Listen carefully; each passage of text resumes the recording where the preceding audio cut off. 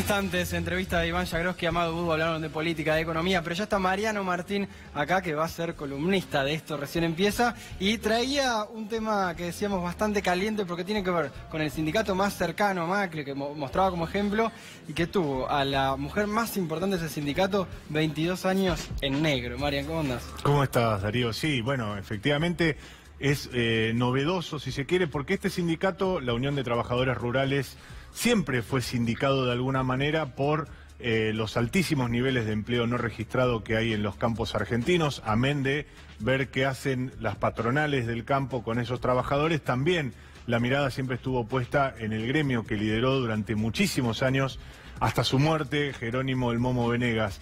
Y en algún sentido, la muerte del líder el año pasado, en el mes de junio, empezó a desatar lo que sucede con muchos sindicatos que durante tantos años se mantienen a cargo de la misma persona. Empezó a resquebrajarse la unidad que había en el sindicato, en las 62 organizaciones, que es este sello ultraoficialista, el sello en el que más se respalda Mauricio Macri cuando tiene que hablar con sindicatos, y de hecho Jorge Triaca mandó a Europa, se hizo acompañar en Europa por varios de los dirigentes de ese espacio.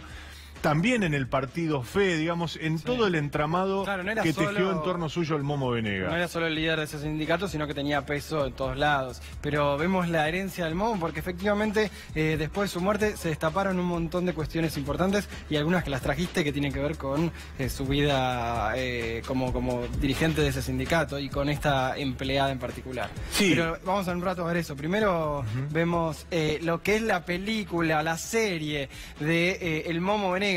Podemos decirle el Netflix de Venegas porque tiene bastantes capítulos importantes. ¿Querés que los repasemos, Mariano? Vamos a ver algunos de estos capítulos que tiene su inicio, digamos, establecimos un inicio en el momento en el que el Momo Venegas empieza a ligarse con Cambiemos. Él, de alguna manera, forma un partido político que se llamó y se llama todavía FE y que lo hace en el año 2013 y luego lo vuelca al servicio de Cambiemos, del proyecto político de Mauricio Macri.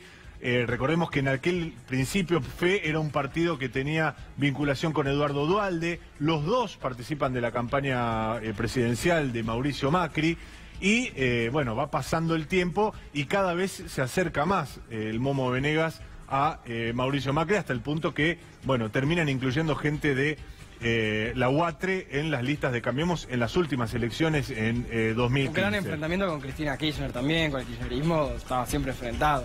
Era a muerte decir eso, básicamente porque el Momo Venegas había pasado 12 horas preso. Vos te acordarás en algún momento a instancias del juez federal Norberto Yarvide en la causa por la mafia de los medicamentos. Ahí fue a parar el Momo Venegas y nunca le perdonó al kirchnerismo que dijo fue el culpable de mi encarcelamiento. Pero también por supuesto, esto avanza como un acuerdo político entre el Momo Venegas y Mauricio Macri. Al Momo Venegas también se hablaba mucho del trabajo esclavo que había en su sindicato, muchos peones que, bueno, no estaban siendo bien representados, ¿no?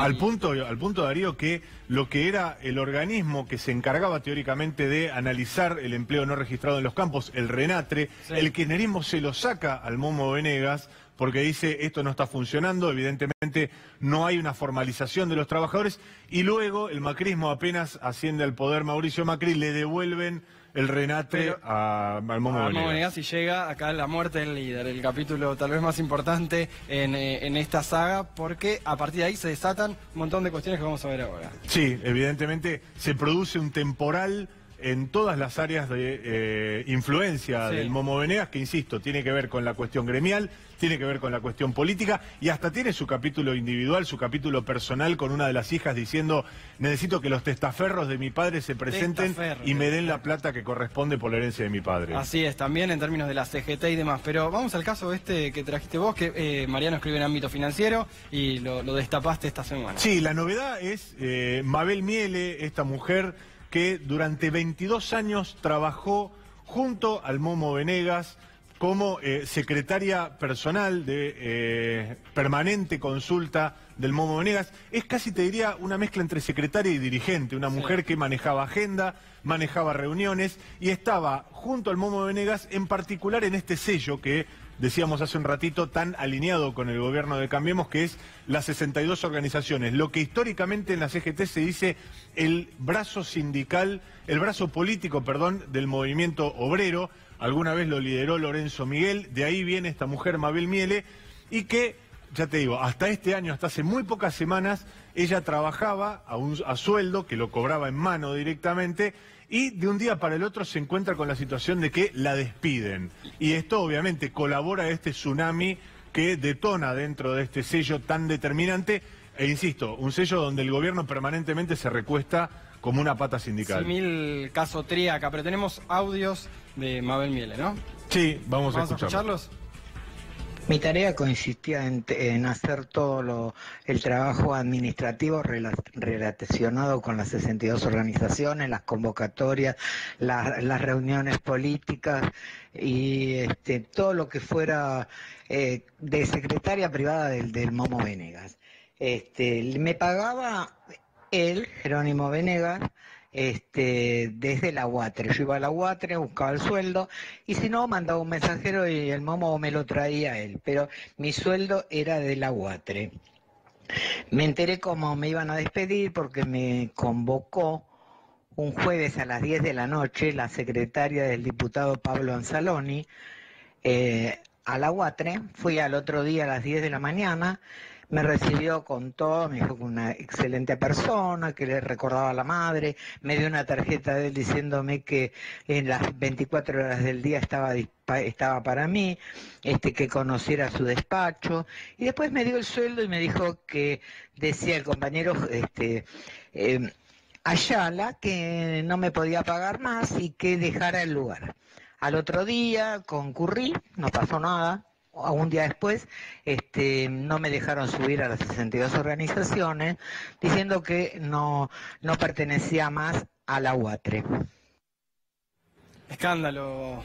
Sí, cobraba en mano todos los meses. Ella iba a buscar el sueldo a la oficina del Momo Venegas, luego a la de Ramón Ayala, quien es el sucesor de Venegas al frente de la UATRE y de las 62 organizaciones, hasta que un día un colaborador de Ayala le dijo: y mira, no pases más porque no te quieren pagar, no tenemos más plata para darte. Hay una demanda de 5 millones, más de 5 millones de pesos, demanda indemnizatoria que tiene que ver con los años trabajados y sobre todo los no reconocidos, que eso incluye una cantidad de multas muy importantes según la ley de contrato de trabajo. Hasta ahí te conté una historia que parece ser un juicio laboral común y corriente de un trabajador que es despedido, que está en una situación irregular. Pero en un sindicato. En un sindicato, bueno, uno debería pensar... ¿Tiene que velar por los derechos de trabajadores?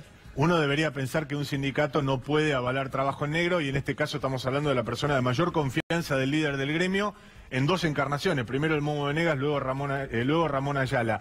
Sin embargo, esto no termina ahí, Darío, porque, insisto, esto que parecía una historia individual, una anécdota dentro del mundillo del sindicalismo, se convierte en una potencial bomba política porque hay un movimiento, son muy divertidos los chats de dirigentes que se dan en la CGT, que se dan en las 62 organizaciones y en otros espacios. No es esta la excepción, y empezó a generarse una marea, un mar de fondo en torno de este despido, que lo cuenta también Mabel Miele, porque dice, bueno, evidentemente no todos estaban tan de acuerdo con despedirme, y esto también termina generando un cimbronazo político dentro de las 62 organizaciones. A ver, vamos a escuchar una segunda parte de lo que dice esta mujer. Hoy las 62 organizaciones se encuentran en crisis. Hay un grupo que es el que quiere que las 62 organizaciones sean 62 Fe Cambiemos, sin autoridad, ¿no?, para hacerlo, porque realmente no existe ni en la justicia. Y otro grupo, que es peronista, que quiere conservar las 62 organizaciones peronistas. Tremendo esto que está por... Muchas gracias, Mariano. Del rato seguimos con otros temas. Sí, lo charlamos. Acordate que ¿quién se va a meter acá? ¿Quién? Hugo Moyano. Obviamente que está en todos los espacios. Acá va a haber un quiebre en cualquier momento y Hugo Moyano se va a buscar su beneficio personal. Lindo datito te guardaste para el final. Vamos a ver ahora sí, hablando de final, la última parte de la entrevista de Iván Jagroski a Amado Boudou, en la cual habla de economía y de política. Los sondeos que tiene el propio gobierno, y que en eso es difícil achacarle algún error porque son más bien aptos, dicen que el presidente tiene entre 45 y 50 puntos de imagen negativa. ¿Eso es por mérito del gobierno por errores del gobierno anterior que este gobierno, el gobierno del presidente Macri, supo capitalizar, o por la dispersión opositora? ¿O es multicausal y es un poco de todo? Sin duda debe ser multicausal. Ahora, a mí, más allá de las encuestas que van variando, porque el humor social va variando, o porque distintos encuestadores miden de distinta manera, me parece interesante analizar el rumbo del país, ¿no? Pasan algunas cosas que son sorprendentes. Han logrado un país en el cual los empresarios no pueden pagar los sueldos, se les hace imposible, y al mismo tiempo esos sueldos a los trabajadores no les alcanzan para nada. Quiere decir que todas las variables macroeconómicas están muy mal en la Argentina. Me parece que esta es una foto de la Argentina de hoy, ¿no? Donde uno ve el reclamo empresarial y el reclamo de los trabajadores, el gobierno tomando partido por lo empresarial todas las veces que puede, haciendo, por ejemplo, paritarias a la baja, o haciendo fuertes redistribuciones del ingreso en el sistema de tarifas públicas, porque no ha habido más inversión. Este año hubo tantos o más cortes que cualquiera de los años del gobierno de Cristina Fernández de Kirchner. Sin embargo, las tarifas que pagan son muy distintas, las que pagamos son muy distintas, ¿no? Entonces, es un gobierno que toma partido en apariencia por lo empresarial, pero la verdad es que está tomando partido por la economía transnacionalizada, no por la producción nacional. Creo que eso tiene que ver con algunos reclamos y chisporroteos que hemos visto esta semana en el mundo de la industria, porque la verdad que Argentina se está desindustrializando. ¿Teme que termine en un colapso, como han dicho algunos de sus colegas de Espacio Político? Esto va a tener un derrotero donde va a ir empeorando. Yo no creo en las explosiones de un momento a otro, pero sí que la situación se hace insustentable, para usar una palabra que le gusta al establishment, porque es un gobierno en el cual las variables macro están consolidando una olla a presión. El endeudamiento es trillado, pero realmente es insoportable. Además, esta nueva modalidad, ¿no?, donde hay un endeudamiento a largo plazo inédito en la historia argentina y un endeudamiento a corto plazo mucho más inédito, ¿no? Que haya más de una base monetaria dando vuelta en vencimientos que en promedio rondarán los 45 días, es algo inédito, y a una tasa de interés que es impagable. Pero a la vez que es impagable, tiene externalidades sobre el resto del funcionamiento de la economía. Hace muy difícil que haya inversión en el sistema productivo. Nadie va a invertir un peso mientras en máquinas, en fierros, mientras pueda ganar ese dinero en LEVAC, por la propia teoría de la ortodoxia, ¿no? Esta idea del costo de oportunidad del dinero.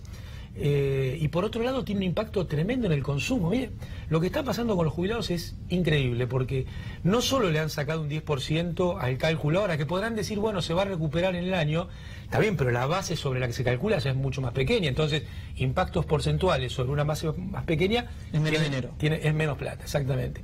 Pero además están empezando a meter a los jubilados en un endeudamiento permanente a tasas que rondan el 25%. Entonces, el jubilado, la jubilada, tomó un préstamo a Argenta, esperaba tener un 10% más para repagar ese crédito, no lo tiene, además la tasa es alta. Entonces, tarifas, o sea, lo que sería el costo fijo de la familia, que son, porque eso apagaba la luz, prender la luz, sí, más o menos, yo creo que hay racionalidad en eso y se usa lo que hace falta. Tarifas y alquileres y lo que es fijo, que va subiendo, transporte, alimentos, medicamentos, etcétera. Pero supongamos que en eso puede ser variable, sí, ¿no? Es lo que ajusta la familia. Y al mismo tiempo, los intereses de la deuda que toma para suplementar el consumo que no puede hacer son cada vez más altos. Entonces se está reproduciendo el esquema de las finanzas públicas, que hacen que el presupuesto cada vez pueda usarse menos dentro de Argentina, en las finanzas particulares, claro, en la familia. Luego la última, habla con Cristina Kirchner y en tal caso, ¿cómo ve el futuro inmediato de la oposición el año que viene, donde parece ser una autopista para la reelección del presidente? Yo no comparto esta apreciación. Creo que la oposición obviamente tiene que encontrar los mejores caminos. La famosa palabra de la unidad. A mí no me gusta la palabra unidad porque puede ser usada casi para cualquier cosa. Pero lo importante, me parece, es que Argentina logra tener un espacio opositor que sea opositor, no que sea una versión light de lo que hay gobernando. Me parece que la figura de Cristina Fernández de Kirchner es central, insolayable en esta cuestión, pero me parece que no hay que hacerla alrededor, ni la discusión, ni la unidad, alrededor de personas, alrededor de fotos. Me parece que vale la pena intentar hacerla alrededor de algunas ideas, que no hace falta que sean muchas, pueden ser 5 o 6 ideas que sean lo suficientemente flexibles para que sea muy amplio ese espacio opositor. Esa idea de un peronismo frentista como fue el Frejuli. Fíjese, Perón cuando vino en el 73 podía haber ganado caminando solo. Sin embargo hizo un frente. ¿Por qué? Para buscar una mayor cohesión social en el gobierno que iba a venir. Me parece que hay que reinterpretar e ir por ese camino nuevamente, que tiene que ver esto con 5 o 6 ideas que permitan que sean los dirigentes quienes se paren de uno u otro lado. Entonces no sean los nombres, sino las ideas quienes hagan que los dirigentes elijan en qué lugar está. Y me parece que en este camino estamos muy bien. El año 2018 es importante y yo soy de los que están convencidos que hay 2019. Gracias, Hugo. Gracias, Iván.